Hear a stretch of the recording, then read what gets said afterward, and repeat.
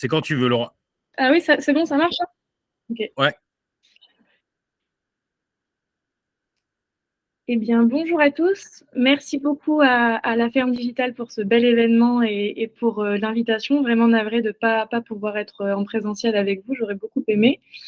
Donc, pour me présenter rapidement, j'ai coécrit un livre qui s'appelle Ubérisons l'État avant que d'autres ne s'en chargent, les autres étant les GAFAM, en 2016, qui prône le mode de la doctrine de plateforme publique que j'expliquerai après.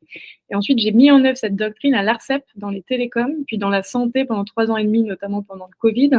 Et ensuite, j'ai été missionnée par la première ministre de l'époque pour répliquer la méthode à la planification écologique. Donc, ce travail de réplication de méthode, il a donné lieu à une feuille de route très grosse de 300 pages avec une synthèse, évidemment. C'était un travail très, très collectif. Hein. Il a réuni plus de 300 agents publics, notamment du ministère de l'Agriculture, du ministère de la Transition écologique, etc., et tout un tas d'acteurs externes. Et il est structuré, comme vous le voyez, autour de 8 thématiques. Donc, mieux se déplacer, mieux se loger, mieux préserver les ressources, mieux préserver la biodiversité, qui vous concerne évidemment, mieux produire, mieux se nourrir, qui vous concerne très directement, mieux consommer et transversal.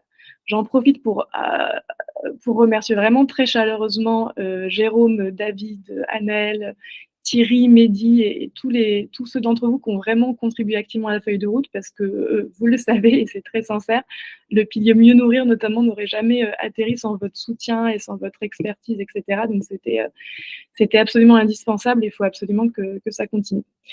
Le travail de cette feuille de route, donc il est structuré, vous le voyez, en 8 thématiques et aussi en pourquoi on est là, pourquoi on travaille, c'est quoi la raison d'être de la feuille de route, en quoi, et il parle aussi du comment. L'intelligence artificielle, il y a un bout dans la feuille de route, évidemment, numérique et données pour l'écologie, vous le voyez, page 54, dans le comment, d'ailleurs, c'est important, mais spoiler alerte, c'est pas du tout le cœur du sujet de la feuille de route, c'est 2% du sujet de la feuille de route. C'est pas que c'est pas utile l'intelligence artificielle, c'est pas qu'il faut pas y aller du tout de façon utile, raisonnée et éthique, mais c'est que vraiment aujourd'hui c'est 2% du sujet. Je vous le dis parce que je trouve qu'il faut qu'on fasse collectivement davantage preuve de lucidité sur la frénésie actuelle autour de ce sujet.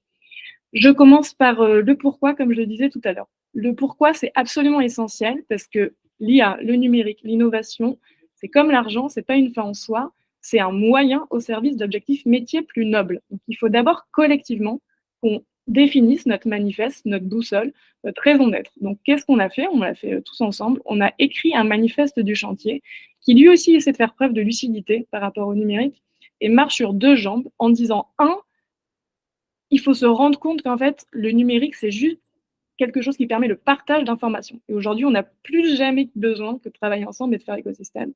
Et donc, le numérique, c'est un outil, presque malheureusement, j'ai envie de dire, indispensable pour arriver à mettre en œuvre collectivement une transition écologique efficace et juste. Parce qu'en fait, tout simplement, on n'aurait pas de rapport du GIEC sans numérique et sans données. On n'arriverait pas à savoir où mettre les énergies renouvelables efficacement, à diminuer les pesticides, à diminuer les déchets, à cibler les aides vers les ménages ou les entreprises les plus précaires, etc., etc. On a absolument besoin de numérique, de données, et parfois l'intelligence artificielle pour faire ça. En revanche, deuxième jambe, le numérique, comme toute technologie, comme la science, c'est le pire comme le meilleur. Comme on dit, inaugurer le navire, c'est inaugurer le naufrage. Donc, il faut absolument développer un numérique qui soit éthique, humaniste, citoyen, qui aide à changer le système actuel et non à l'optimiser encore davantage. J'imagine que ça fait écho. Et qui lutte aussi contre tous les risques associés au numérique, notamment, par exemple, dans l'agriculture, l'agribashing, qu'on veut éviter à tout prix. Ça, c'est sur la partie du pourquoi. Ensuite, on y va, on met les mains dans le cambouis de la complexité. Là aussi, on marche sur 2 jambes quand on va sur la partie du quoi. OK, on a notre boussole, on a nos objectifs, mais concrètement, qu'est-ce qu'on va faire collectivement? Donc là, on a commencé par détailler le pourquoi et le manifeste. Vous voyez, on retrouve nos 8 thématiques, transversales, mieux se déplacer, mieux se loger, mieux se nourrir, etc.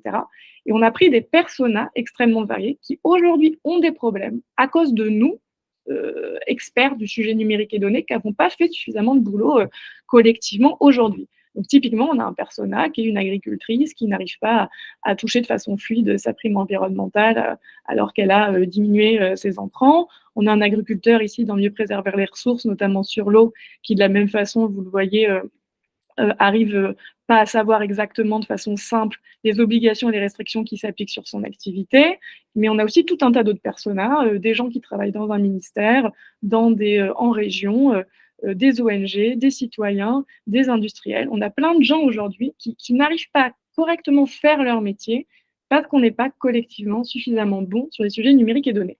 Donc ça, c'est le constat, c'est des cas d'usage très concrets. Une fois qu'on a dit ça, comment on fait pour avancer et faire mieux demain? Donc, commence par se poser la question, et on ne se la pose pas toujours, quelles sont les briques numériques qu'on a déjà à disposition? C'est quoi la cartographie de tout ce qui existe dans le numérique, dans le privé, les types de services qui existent sur lesquels on peut s'appuyer? Et ensuite, posons-nous la question de comment est-ce qu'on fait mieux pour que le parcours de Anne ou Arnaud soit plus fluide de bout en bout? Quel est le rôle du public vs du privé? Et au sein du public, quel est le rôle du niveau territorial, national, européen, international? Et comment on s'organise tout simplement? Pour faire ça, on en arrive sur la logique de plateforme publique dont je vous parlais en introduction. La logique de plateforme publique, elle dit, pour organiser le bazar, parce qu'aujourd'hui c'est un bidonville, hein, très concrètement, le numérique et les données dans les différents secteurs que je vous ai présentés, c'était pareil dans la santé, qu'on arrive vraiment à faire mieux collectivement. On s'inspire du mode de gouvernance d'une ville qui répartit les rôles entre le public et le privé en disant dans une ville, le public il fait deux choses, il fait les règles, le code d'urbanisme, le code de la route. Dans le numérique, les règles, c'est des règles d'interopérabilité, des règles de sécurité, des règles d'éthique qui visent à lutter contre tous les risques qu'on a vus dans le manifeste. Mais les pouvoirs publics, ils ne font pas que ça. Ils supervisent ou ils construisent eux-mêmes les réseaux de base, des infrastructures de base qui permettent d'échanger le partage, le réseau d'égouts, le réseau d'eau, le réseau d'électricité, etc. Dans le numérique, c'est le orange, donc l'eau, les déchets, les électrons, c'est nos données à nous, que ce soit des données métiers, de DPE, de qualité des sols, de gestion de l'eau, etc., etc. Des données d'identité qui sont entourées en rouge parce que souvent, sont victimes de la tragédie des communs, donc des données d'identité du citoyen, des données d'identité des pros et des structures, par exemple des agriculteurs, etc., ou des données d'identité autres, comme des données d'identité de la parcelle agricole ou des données d'identité des animaux. Ensuite, ces données doivent circuler ou bien dans des tuyaux qui les diffusent en open data, ou bien, pour beaucoup d'entre elles, parce que soumises au secret des affaires, parce que données personnelles sensibles, elles doivent être partagées dans un cercle restreint fermé d'acteurs.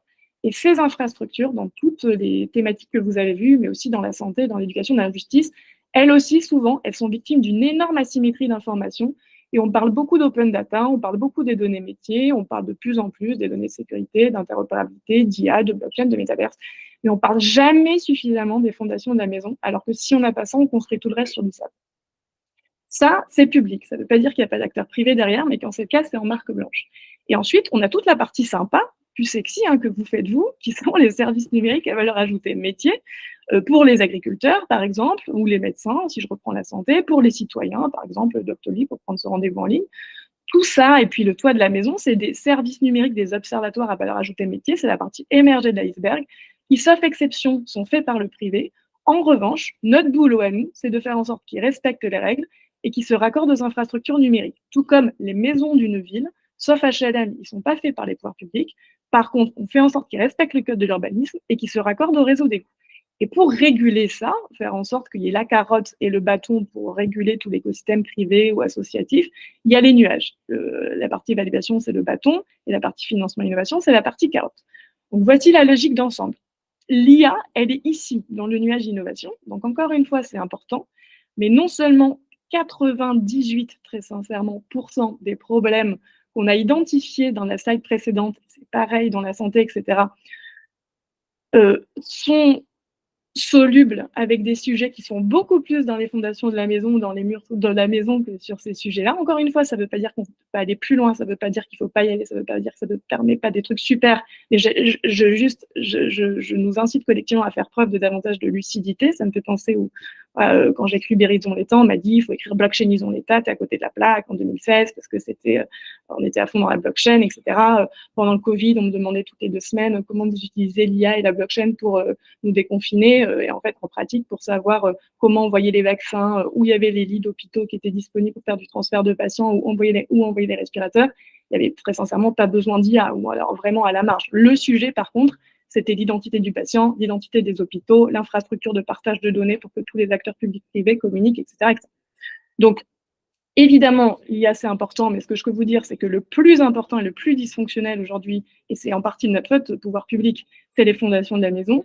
Et en plus, pour faire de l'IA, on a évidemment besoin de données, qu'elles soient en open data ou qu'elles soient partagées, et on a besoin d'y avoir accès. Donc, dans tous les cas, on a besoin des fondations de la maison.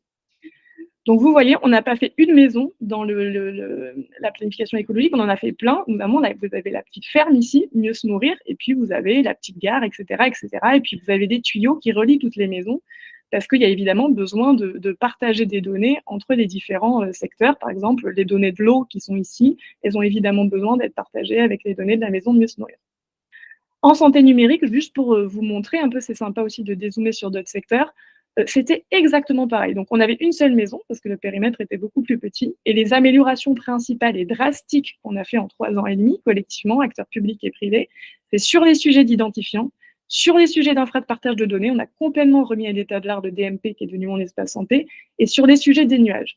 Et notre cas d'usage, c'était celui-là, le principal, il y en avait plein évidemment, c'était faire en sorte que les médicaments, les ordonnances, les radios, etc., circulent avec le patient lui-même et avec son équipe de soins.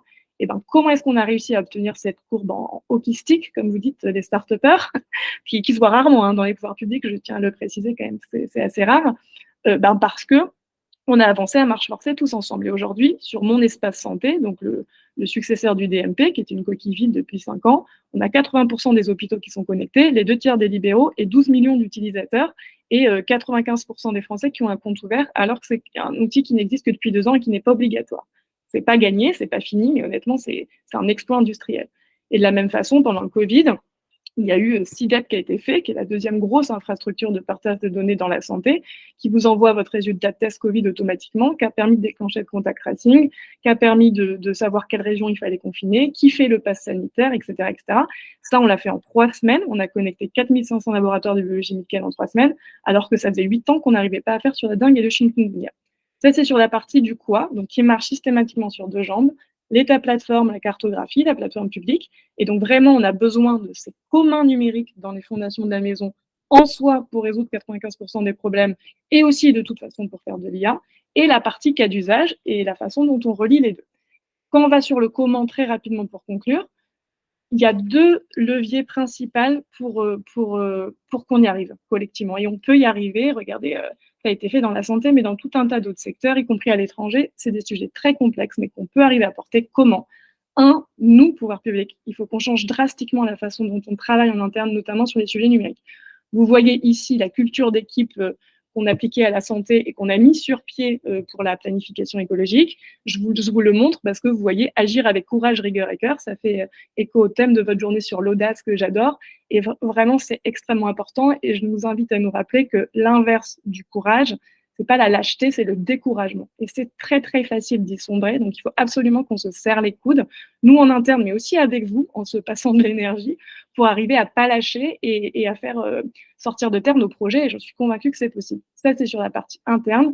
Sur la partie externe, et sur la partie interne, juste pour vous dire, la ministre l'a dit, il y a maintenant un fort portage politique du côté d'Agnès Pannier-Runacher. Il y a des équipes qui se renforcent, qui se structurent, qui changent leur méthode de travail. Donc voilà, il y a un vrai changement sur les sujets numériques et données côté MASA. C'est extrêmement positif au ministère de l'Agriculture. Et sur le sujet externe, c'est indispensable d'en faire une aventure collective. Donc au niveau interministériel, évidemment, vous voyez tout un tas de citations sur la feuille de route, avec tous les territoires, mais aussi avec vous, partie prenante externe, que vous soyez des start-upers de France Digital ou de la ferme digitale, comme on voit votre petit mot sympa ici, que vous soyez une ONG, que ce soit avec des acteurs externes comme l'ONU, etc., etc. Donc, comme je disais en introduction, on a extrêmement bien travaillé ensemble pour appliquer et pour définir cette feuille de route. C'est la partie la plus facile. Maintenant, on a fait 2% du chemin.